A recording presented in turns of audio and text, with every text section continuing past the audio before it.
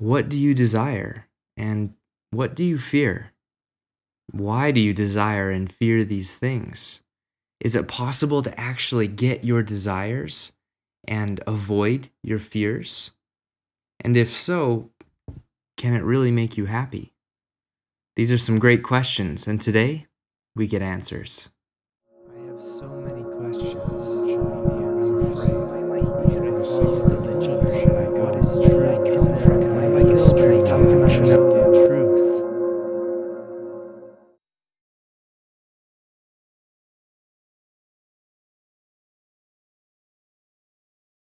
Welcome back, everyone, to An Ordinary Search for Truth and to part 4 of my video series, What is Reality, Awareness, and Its Activity? My name is Nate, and today we're going to be talking about the next polarization of thought that happens within the self. This is the polarization of desire and fear. After the belief of the separate self has been accepted by you as a reality, desire and fear are ready to be born into your experience. Because if you believe that you are a limited separate self, then it logically follows that you must believe that things can be added to you as the separate self and things can be taken away. After accepting and believing the thought that you are a separate self, the resultant thoughts of desire and fear play an unparalleled role in how you live and respond to life. First, let's talk about desire. Desire is the belief that there are things that must be sought after and claimed or united with for you as a separate self to feel whole, complete, fulfilled, safe, and loved. The belief of a separate self leads to the belief that you are separate from these things instead of fundamentally being these things. We'll talk about this more in a moment, but first, take some time to think about your desires as you're aware of them right now. Those objects, people, achievements, and experiences that you seek in life that you believe will bring you love or happiness, that you believe will help you feel complete and fulfilled. What do you desire? Really think about that for a moment. Are you currently feeling any desires right now in your direct personal experience? Become aware of them now.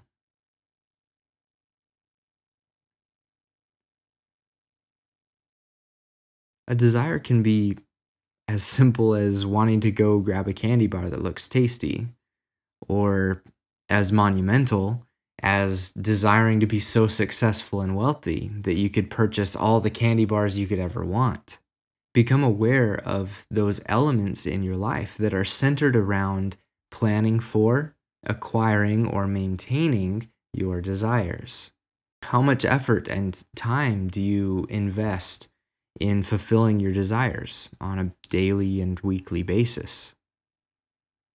Okay, great. Thanks for thinking about those things with me and becoming aware of them. Now, with those in mind, let's take a deeper look at what these desires are and why we have them and how they affect our lives. Now, quickly, I will remind you that because desire is based upon an incorrect assumption or belief about the true nature of you and reality, desire will always bring you suffering to some degree while you remain identified with it. Though desires, like thoughts, will continue arising in your experience, even after the truth is realized, through this realization, it is possible to overcome the suffering that you experience as a result of desire. Desires can never be completely and absolutely fulfilled, and it's important to understand this. As you hold the belief that you are separate from that which you desire, a true, absolute, and complete unity can never be achieved. But desire can be instrumental in helping you overcome this belief of separation. And we'll talk more about that in a moment. So, to begin, there are many levels and varieties of desire, as I'm sure you saw when you took a look at your own. These desires can be naturally occurring and typically easy to fulfill, at least temporarily. And there are also unnaturally created desires, which are often unfulfillable, even in a temporary sense. An example of natural desire might be those desires which promote survival of what is considered to be the physical body. And this could include the desire to eat, the desire to drink, the desire to sleep. These things help us maintain physical life and balance. And these desires are usually quite easily fulfilled. You get hungry, you go eat. You're thirsty, you go get a drink. You're tired, you go to sleep. At least until those desires arise again in our experience. These are not desires that we typically believe that we have chosen, but they naturally arise as a result of being alive. We do, in this day and age, usually have a choice in how we temporarily fulfill these desires. We can choose what to eat and when. We can choose where to live. We can choose where we sleep. We can choose all of these things to help maintain our physical health. These naturally occurring desires are really pretty easy to maintain, and suffering from them is usually not long lasting or excessively painful. There's always exceptions to this, of course, in the form of addictions, disorders, poverty, sickness, and we could potentially experience great physical pain and mental and emotional suffering in these instances. Though nowadays, at least in developed countries, they're a lot less common.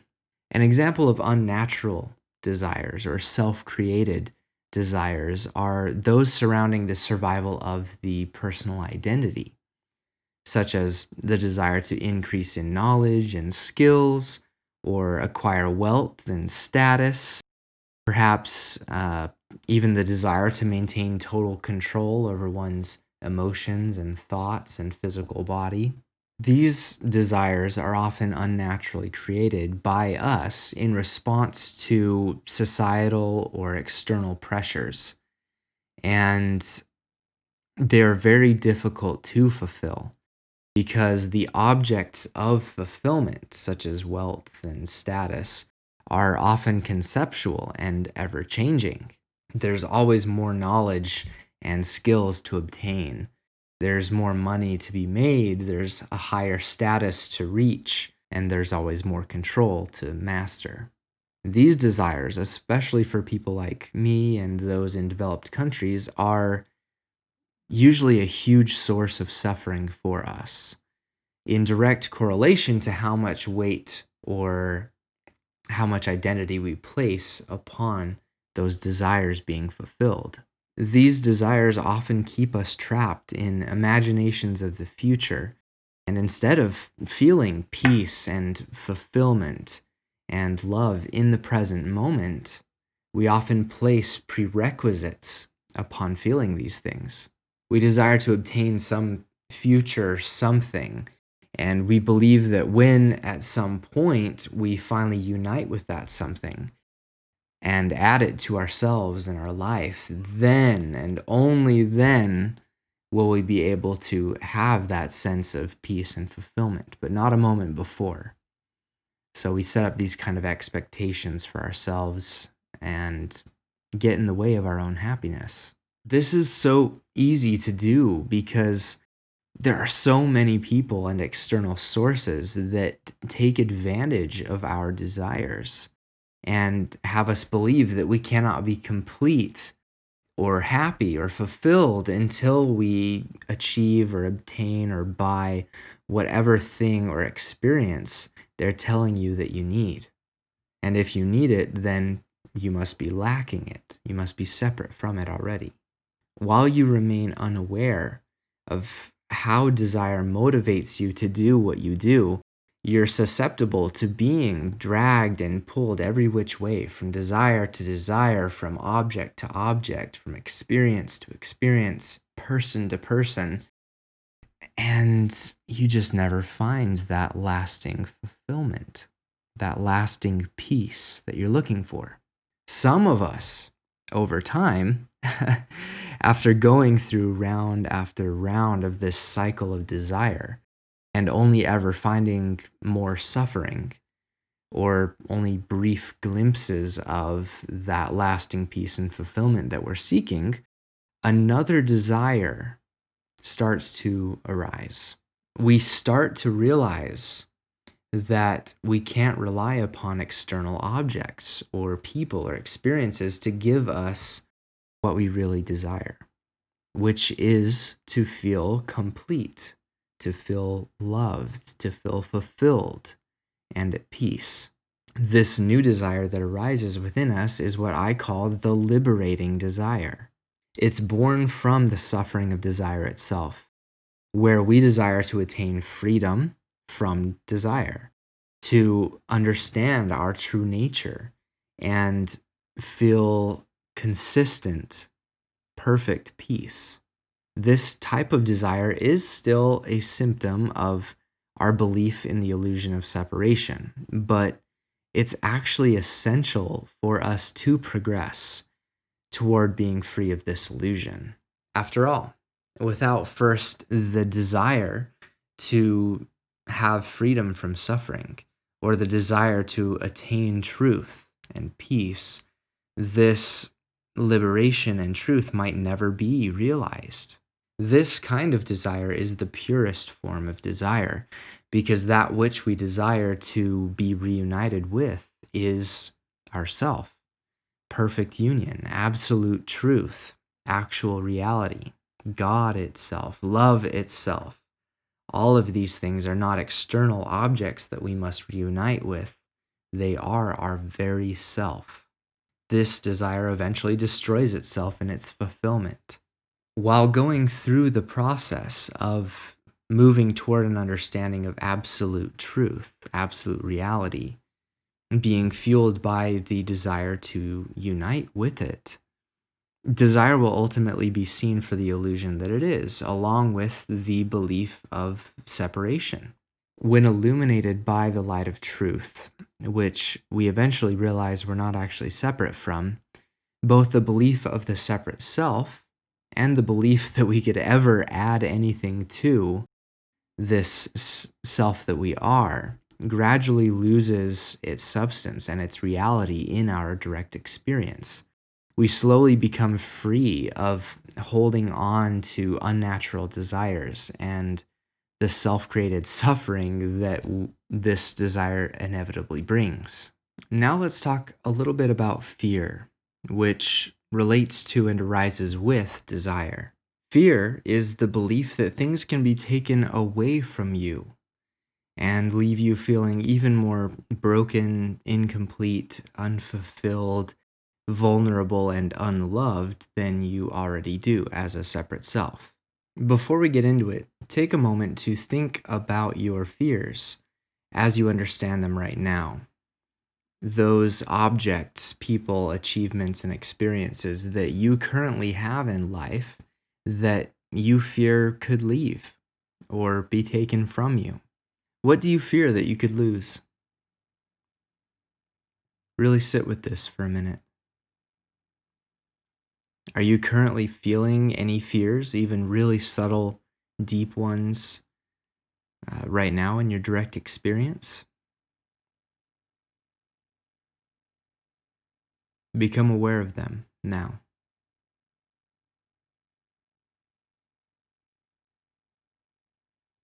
They could be as small as fearing a spider on the wall, or as intense as the fear of losing a close family member that may be on the verge of death. Become aware of those elements of your life that are centered around preventing the things that you love or are identified with from leaving or being taken away from you. This could be your money, your possessions, your loved ones, your relationships, your goals, your dreams, your very life. These could be your positive emotional or mental states.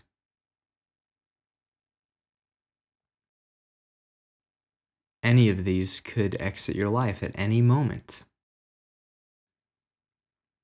How much effort do you expend trying to preserve and protect these things? How much time do you spend in fear? Really dive deep and think deeply about this.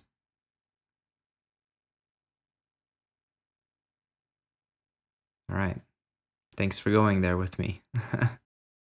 Now let's take a deeper look at what these fears are and why we have them and how they affect our life.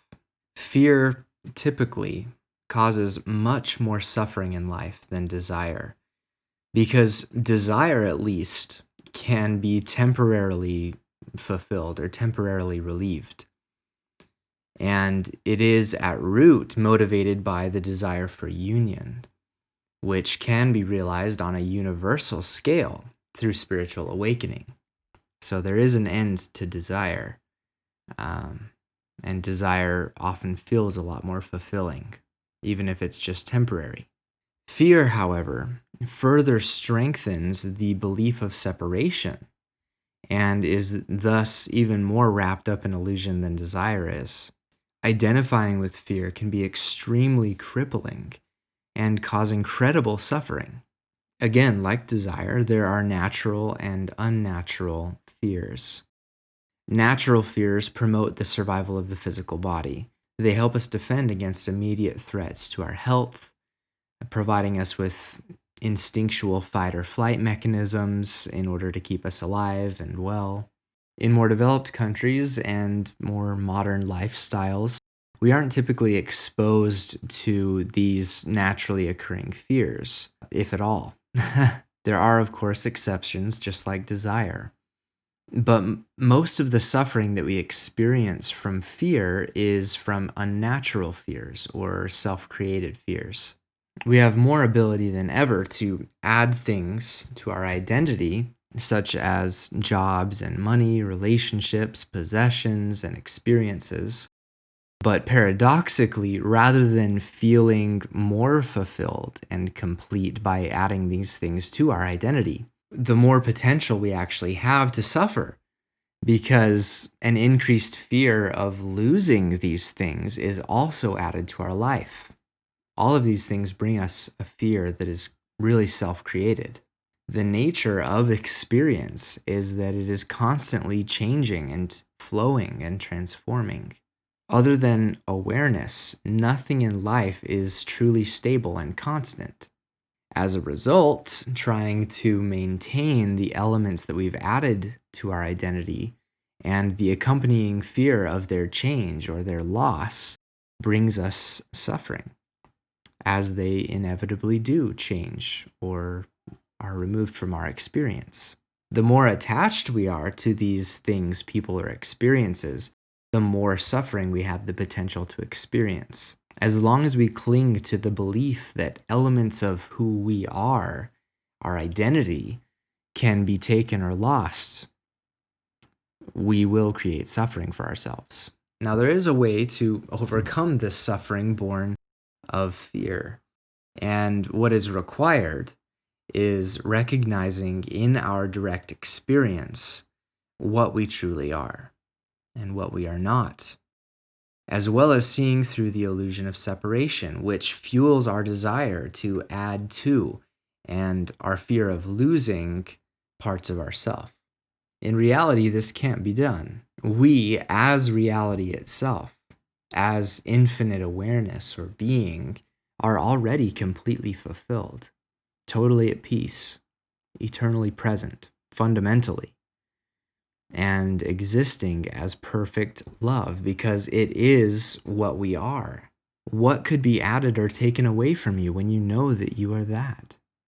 With this realization, you become aware of the inherent peace, fulfillment, and love that is already present within you, that was previously hidden by the illusion of the belief of separation and the resultant beliefs of desire and fear. In my next video, I'll be diving deeper into desire and the polarization that happens within it.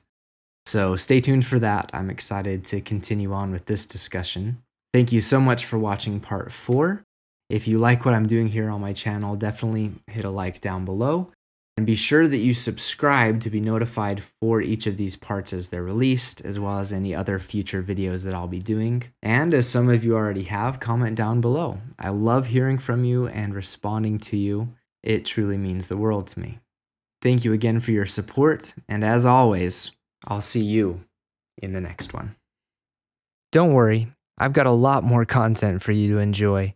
Click the link to the right to see a video that goes hand in hand with what you just watched. On the left is a playlist I recommend you check out. And down below you can see my latest video release. Your support means the world to me, so thank you.